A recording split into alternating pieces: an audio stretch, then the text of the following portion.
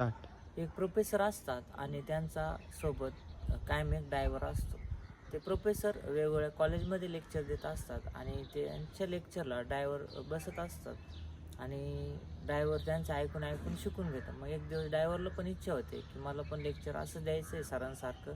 मग तो ड्रायव्हर त्या प्रोफेसरला विचारतो की सर मला पण लेक्चर द्यायचं आहे तुमच्यासारखं. मग प्रोफेसर म्हणे पुढचं लेक्चर आहे त्यावेळेस तू पण लेक्चर दे, कारण तिथं मला कोणी ओळखत नाही.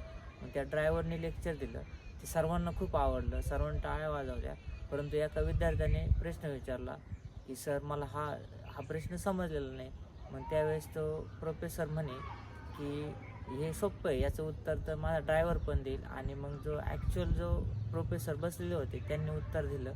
मग याच्यावरून असा अर्थ होतो की आपली संगत जशी आहे त्याप्रमाणे आपण घडत असतो. आपली संगत चांगली असेल तर चांगलं आपलं होतं आणि वाईट असेल तर वाईटच मार्गाने आपण जात असतो.